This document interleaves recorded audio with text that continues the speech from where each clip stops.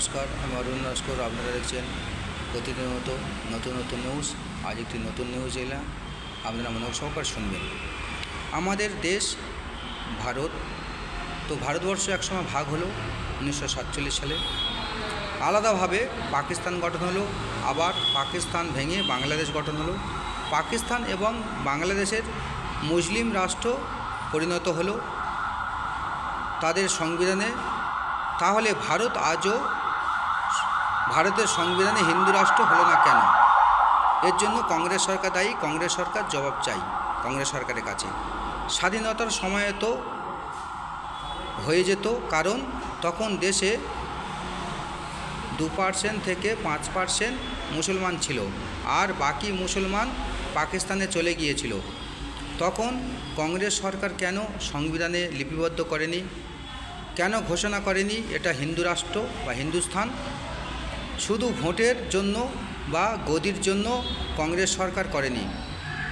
বহুদিন এক ফ্যামিলির মধ্যে প্রধানমন্ত্রী ছিল কংগ্রেস সরকারের। দেশের যত না উন্নতি হয়েছে তার থেকে বেশি তাদের ফ্যামিলির উন্নতি হয়েছে। সর্বোপরি জাত হিসাবে দেশ ভাগ হলো, তাহলে ভারত আজও পর্যন্ত হিন্দু রাষ্ট্র কেন ঘোষণা করা হলো না? সর্বধর্মের মানুষ বা সব ধর্মের মানুষ থাকুক বা থাকবে, কিন্তু হিন্দু রাষ্ট্র সংবিধানে করতে হবে।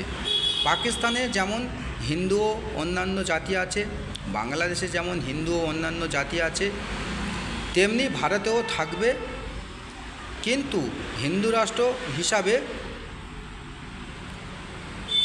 ঘোষণা করতে হবে সংবিধানে, বা সংবিধানে লিপিবদ্ধ করতে হবে।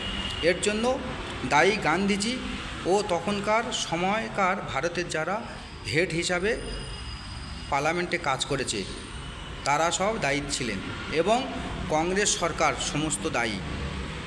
পাকিস্তান তখন ঘোষণা করলো, ভারত তখন ঘোষণা করলো না কেন?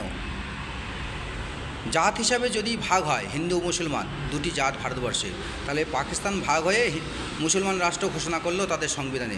ভারত তাহলে ভাগ হয়ে ভারতের সংবিধানে হিন্দু রাষ্ট্র ঘোষণা করলো না কেন, বা লিপিবদ্ধ করলো না কেন পার্লামেন্টে?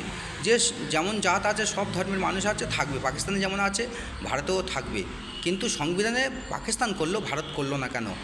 আজও সংবিধানে হিন্দু রাষ্ট্র হলো না কেন? জবাব চাই কংগ্রেস সরকারের কাছে ও গান্ধীজির কাছে। তিনি যদি বেঁচে থাকতেন আমরা জবাব চাইতাম।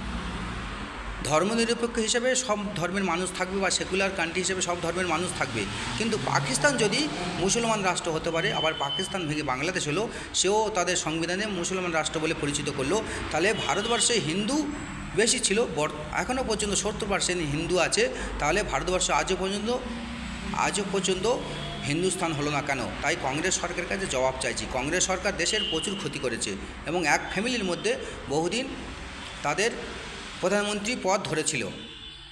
দেশের যতটা উন্নতি হয়েছে তার থেকে বেশি উন্নতি হয়েছে তাদের ফ্যামিলির। তাই কংগ্রেস সরকার দেশের প্রচুর ক্ষতি করে গেছে। অনেক সাধারণ মানুষ জানে না, তারা জানে যে কংগ্রেস সরকার মানুষের জন্য প্রচুর কাজ করেছে, কিন্তু না, কংগ্রেস সরকার দেশকে পুরো ক্ষতি করে গেছে। কংগ্রেস সরকারের জন্য পাকিস্তান কাশ্মীর থেকে কিছুটা অংশ নিয়ে নিয়েছে, কংগ্রেস সরকারের জন্য চীন লাদাখ থেকে কিছুটা অংশ নিয়ে নিয়েছে। আজও পর্যন্ত ওই দুটি জায়গা ভারতের দখলে আসেনি। আমরা আশা করছি বর্তমান সরকার ওই দুটি জায়গা ফেরত নিয়ে নেবে, তাতে যুদ্ধের মাধ্যমে হবে ওই দুটি জায়গা আমাদের ফেরত চাই। তো দর্শক, এখন আসছি। জয় হিন্দ, বন্দে মাতরম, ভারত মাতাকে জয় হোক, জয় হিন্দুস্তান।